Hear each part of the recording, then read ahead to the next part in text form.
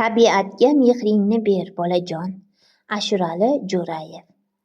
Hovlimizdagi katta-kichik daraxtlar, chiroyli gullar ham tabiatning bebaho ne'matlaridan hisoblanadi.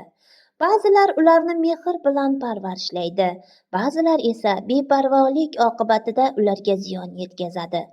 Shuningdek, shahar mahallalari, ko'chalari orasida kichik kanallar, beton ariqlarda suvlar oqishini yaxshi bilamiz.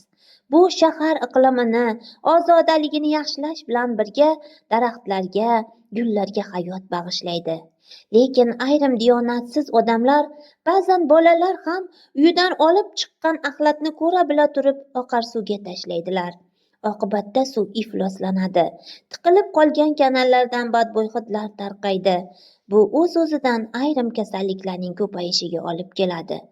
Eng yomoni, tabiatga yana jiddiy ozor yetadi. Shunday ekan, biz yashayotgan hovli, har kuni yuradigan ko'cha, kirib chiqadigan yo'lak ham tabiatning bir bo'lagi ekanligini unutmaylik. Masalan, issiq kunlar boshlanishi bilan muzqaymoqxo'rlik avj oladi.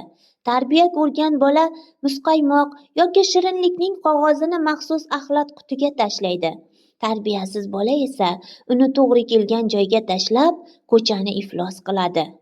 Yosh do'stim, yaxshilab o'ylab ko'ringchi, sizning ham bilib-bilmay tabiatga, uning go'zal manzaralariga ozor bergan paytlaringiz bo'lganmi? Tabiatga ziyon yetkazish unga xiyonat ekanligini bilasizmi? Bilsangiz, bunday xatarli yo'ldan tezroq qayting. Tabiatni e'zozlashga, sevishga o'rganing. Tabiatga mehringizni bering, aziz bolajon.